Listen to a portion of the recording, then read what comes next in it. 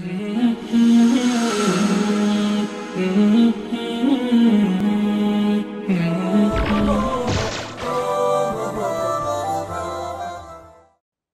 اللہ الرحمن الرحیم والعصر ان الانسان لفی خسر الا الذین آمنوا وعملوا الصالحات۔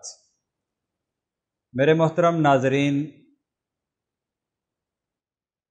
عقائد کا ٹھیک ہونا انتہائی ضروری اور بنیادی بات ہے۔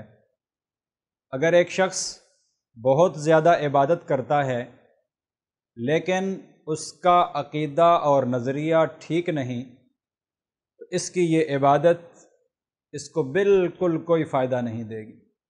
مشرکین مکہ حاجیوں کو پانی بھی پلاتے تھے، کعبۃ اللہ کی خدمت بھی کرتے تھے، غریبوں اور مسکینوں کی مدد بھی کرتے تھے، مہمانوں کو کھانا بھی کھلاتے تھے۔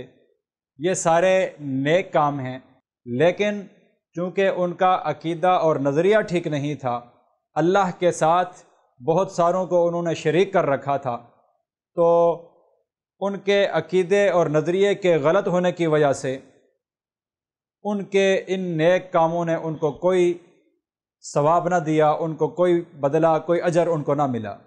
اسی طرح آج بھی ہمیں یہ سوچنا ہوگا کہ عبادت تو ہم کر رہے ہیں، نوافل پڑھ رہے ہیں، نمازیں پڑھ رہے ہیں، ذکر تلاوت کر رہے ہیں، روزے رکھ رہے ہیں، حج بھی ہو رہے ہیں، ساری عبادات ہم کر رہے ہیں، لیکن ہمارا جو عقیدہ ہے، ہمارا جو نظریہ ہے، آیا ہمارا عقیدہ اور نظریہ وہ قرآن و سنت کی روشنی میں صحیح ہے یا غلط ہے؟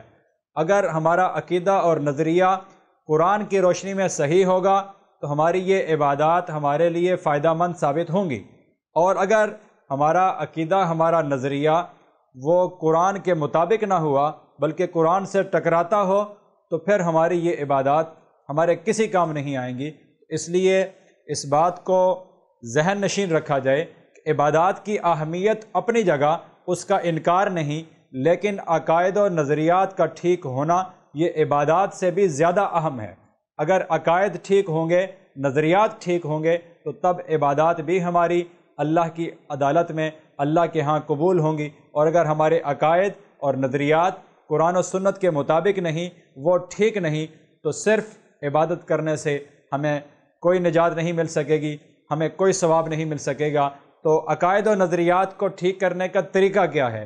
عقائد و نظریات کو ٹھیک کرنے کا سب سے بنیادی اور آسان طریقہ یہ ہے کہ قرآن کے ساتھ اپنا تعلق جوڑا جائے۔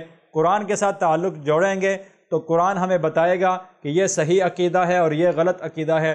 قرآن کو ترجمے کے ساتھ پڑھا جائے اور علماء کرام کے درس میں بیٹھا جائے، ان کے دروس سے ان کو قرآن و حدیث کی تفسیر سنی جائے، قرآن کی تفسیر سنی جائے، تب جا کے ہمیں پتہ چلے گا کہ یہ صحیح عقیدہ ہے اور یہ غلط عقیدہ ہے۔ تو علماء حق کے دروس میں بیٹھنا، ان کے درس کو سننا اور ان سے عقائد و نظریات کو لینا یہ انتہائی ضروری ہے۔ یہ کام ہم کریں گے تب ہی جا کے ہمارے عقائد و نظریات ٹھیک ہوں گے اور ہماری نجات ہو سکے گی۔ اور اگر خدا نخواستہ عبادات تو ہم کرتے رہے لیکن اپنے عقیدے کو، اپنے نظریے کو قرآن و سنت کے مطابق نہ بنایا تو پھر عبادات ہمیں کبھی بھی کوئی فائدہ نہیں دے سکیں گی۔ جس طرح مشرکین مکہ کو ان کی عبادات نے، ان کے نیک کاموں نے کوئی فائدہ نہیں دیا۔ اللہ رب العزت ہمیں قرآن و سنت کے مطابق صحیح عقائد بنانے، سیکھنے کی توفیق عطا فرمائے۔ وما علینا الا البلاغ المبین۔